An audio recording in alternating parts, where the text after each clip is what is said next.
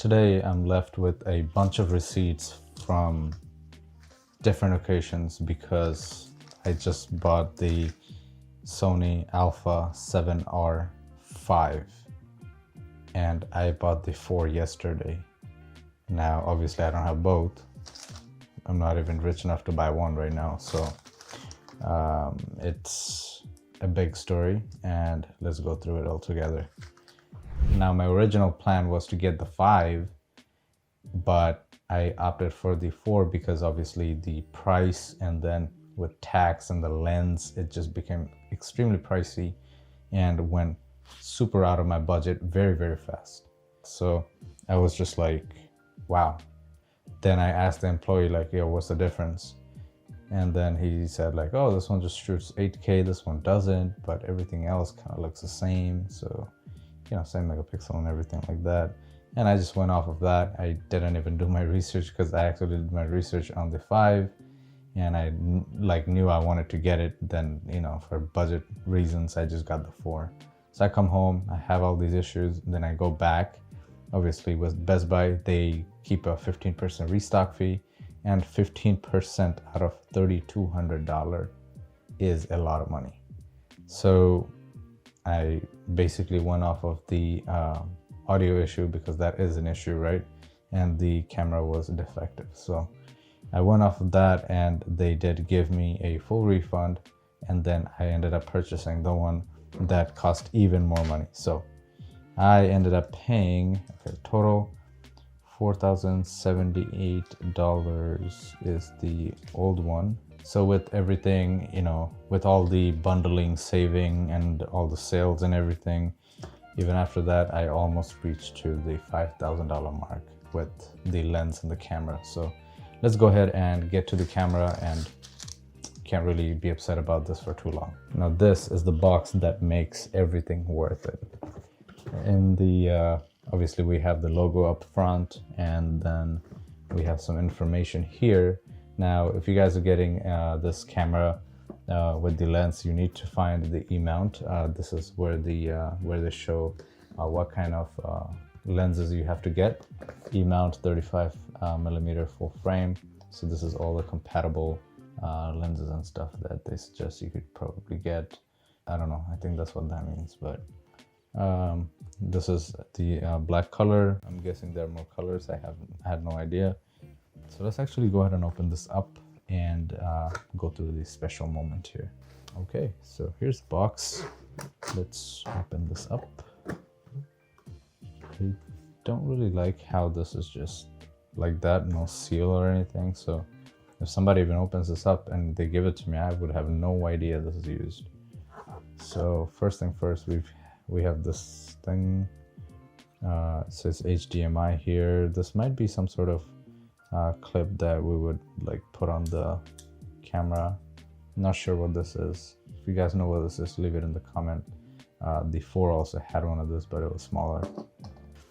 Then we have a cable. Now this is the power cable. This is a 2-prong cable here, very standard. You in the US and Canada. And then we have this other end. This would basically plug into the charger to charge your battery. Then we've got a bunch of paperwork, protection plan, warranty, and reference guide, lenses and accessories. There's a QR code on this paper here, this skinny paper. You could basically get all the information on that. So this is what the paperwork is about.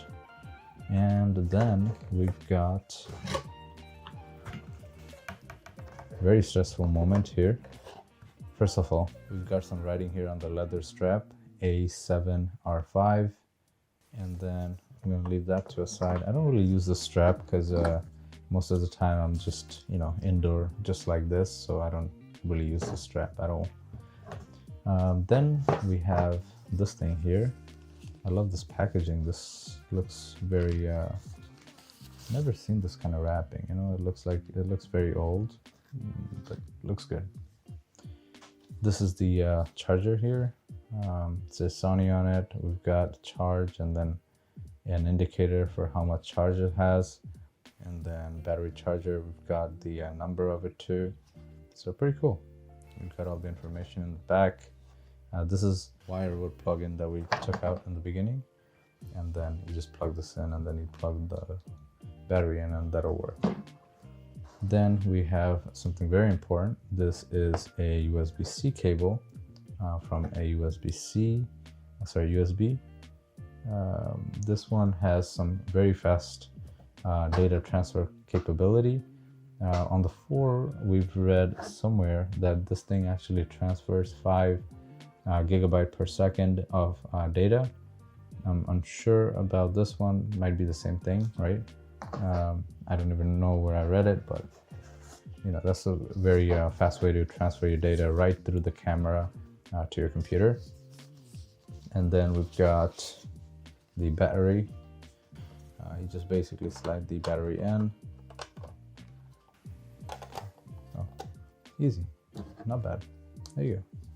So I'm just gonna put this on charge before we finish up, because the last time I was trying to use the 4 and it had no charge at all. Then I had to charge it and it had like 5%, and it went off pretty fast. So I'm just gonna put this on charge and then we're gonna continue with the rest of the unboxing. And I'm back. So the only thing that we have in here is the camera itself, I guess. But we will see after I take the camera out. Please don't fall. So here's the camera. And nothing else in here. So here we are. We're in with the camera here. Not seeing anything that should concern me. Everything looks to be good. So now this looks very similar to the 4, and I believe this is the same as the 4. It's just the only difference I'm seeing is the screen. Now the screen was my biggest concern of the 4, because you cannot do this, right? Now this camera is facing you and would shoot you, but you wouldn't be able to see yourself with the 4. But with this, you can flip this and then you can see yourself. This is the most important feature that I need on a camera, along with other things, but it's important, right? So this is very important. And then the fact that you can move this around, close this off, and then you could also do the same thing that the 4 used to be able to do, you know, taking it out and, like, you know, seeing it in a different angle, you know, up or down, whichever angle you want to shoot from, you have that kind of option. So, you know, that is very nice to have. And this is the main reason why I had to switch to the 5. Now, among other things, I think there are some things that are different here. I think this camera was made more for, you know, the video part of it. The 4 was more focused on photos. Now we have, you know, the buttons a little bit different than the 4, as you can see on top here. That's, you know, but, you know, other than that, the body, it's very similar, you know, similarly styled with all the buttons and everything as well. And I think this screen is also touch and the other one wasn't, which was a big deal, kind of, you know. I would like to have the Lumix G7 before, and I really loved just like clicking on the screen and, like, you know, finding, you know, the part that I wanted to focus on, and it would just work right away. I did try it on the store display, so I know that this one does have a touch screen, but the 4 didn't. So I'm not sure if it didn't or I couldn't turn it on, but yeah, that's my experience basically. So along with that, let's actually go one side at a time, right? So we're on the left side here. I just opened this up. We've got a full-size HDMI, so you could literally just plug in a regular HDMI right to this and then go off of that. Then we've got this other thing here with a lightning sign. I'm pretty sure that's probably for power, constant power, if you don't want to, you know, plug in the battery. This is probably for, like, you know, studio scenario, just like, you know, me here. So you don't have to worry about swapping out batteries all the time, or during a long shooting, you could probably use that. I love this door here. It's just separate from the other ones. This is basically for the mic, and I'm not sure if this was messed up, but the mic, I was using the DJI mic, and it had a hissing sound from the 4. So I hope this one works out good. We'll find out in a minute, but let's go through the rest of the stuff here. This one here is for headphone. So we have different door for the mic and the headphone. Pretty cool. And then we've got another door here. This is the USB-C, and then we also have a regular USB, which is multi on it. I'm not sure what multi is. Probably to extend certain accessories maybe, but you have that option there. Then on this side, over here, we've got an open thing here. Let's try to open this up. So you just push this down and then you pull it, to the back here, and it'll open up. Now we've got space for 2 SD card. This is CF Express A/SD, slot 1, slot 2. So we've got 2 space, and you can basically, because this would shoot in 4K and 8K and things like that. If you are shooting in 8K, believe me, that the space just goes like there's no tomorrow. So there's definitely space to accommodate that. And then we've got, I know that from the USB-C port for like Blackmagic camera, you could hook up an external SSD, right? I think it's an external M.2 SSD, but I'm not sure if you could do it on this one, but that would be pretty cool. Imagine having that kind of solid drive that you can actually just constantly just have it in there, all attached, so it just goes directly into the drive. And those are obviously more powerful than little SD cards, and I think that would be more reliable too. So I'm not sure if that's something you can do. You definitely could read up on it, but this is the door for the battery. Just throw the battery in and then you just lock it up. It just doesn't lock on its own, so you have to do it manually. Open it, opens up, swings out, and then you just lock it up just like that. Pretty cool. Then we've got a quarter mount here with a bunch of screws here to kind of show that this is kind of fortified. No big deal there.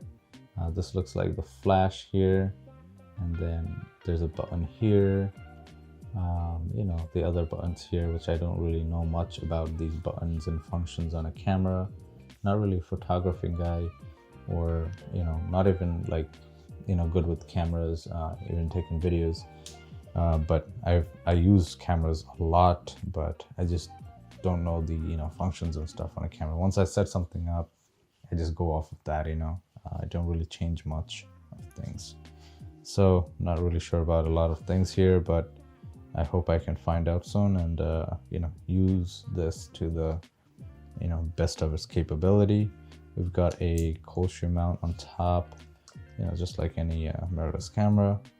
And yeah, it's pretty compact and very lightweight for what this has to offer. And you have no idea how excited I am to actually use this thing. Let's actually go ahead and show you guys the lens I got, right? So I'm just gonna put the camera down here. Let's grab the lens.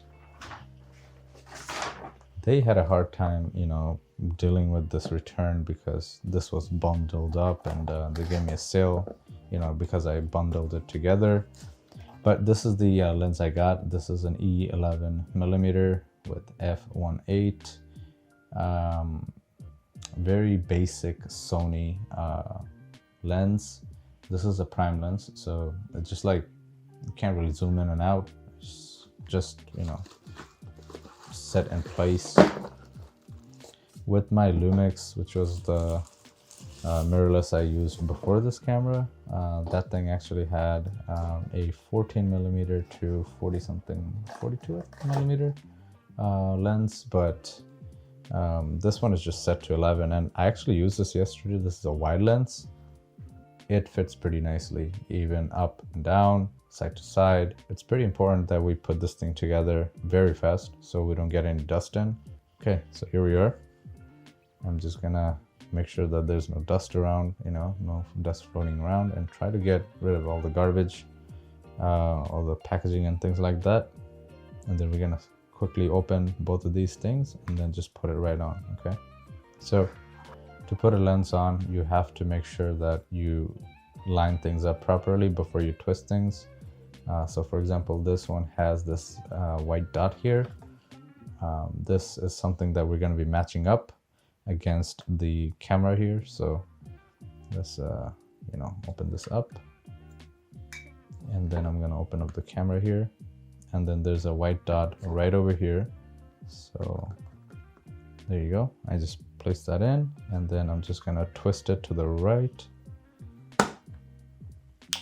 and then it'll just click just like that, and then you already know it's on. So a good way to know all of this is just by making sure that the red dot here lines up with the Sony logo here. That's how you know you're just, you know, on the proper spot. And even this piece here in the front to basically shade it from the sun. This piece has a red dot, and that would line up with the red line here. You know, everything kind of lines up together. So, you know, if you take this off, you can always, you know, put this back together. Like this line here, we're gonna match the line up with the line, and then we twist it till the dot lines up with the line. So pretty cool. It's very easy to use. This is the lens cover. I just take this off and on, and this will basically keep the lens clean. Very important piece of tool, and very low quality here. I'm not really liking this one, but there it is. There is only one function here, only one roller.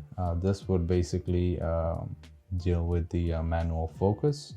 You also have this autofocus and manual focus switch, and then there's also a lock on the focus as well. So this is what that button is. Other than that, it's, you know, just like this.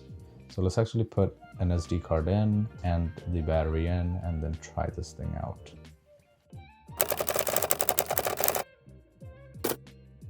Since we don't have a lot of battery right now, we're gonna basically just try to go through this. As you can see, we can actually connect to the app here. And this is awesome because the last time I was trying to do it, and the other camera didn't even support it. So yeah, with the 5 you can actually connect to the app, and you could actually do this remote shooting, and the camera is here, and we can definitely see what we're seeing. So that's pretty cool.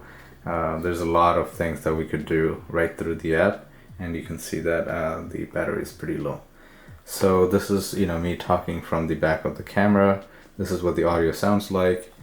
And then I'm gonna just like try to, you know, turn the camera here, and this is what, oh, I could actually see. So even if I don't even use the given, what is it called, the screen here, which I am using right now, I could see myself pretty nicely. And I also have the screen of my phone to see exactly what I'm shooting, and this is awesome. I'm loving this camera, and wow, this is pretty cool.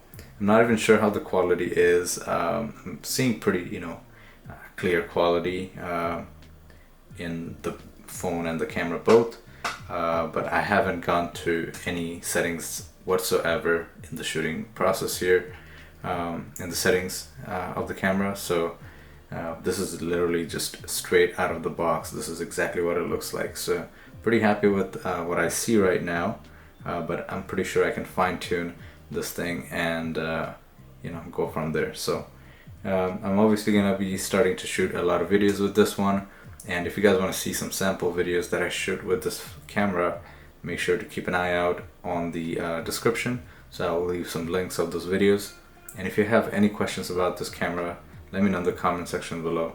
Thank you so much for watching this video. I'll see you guys next time. Peace.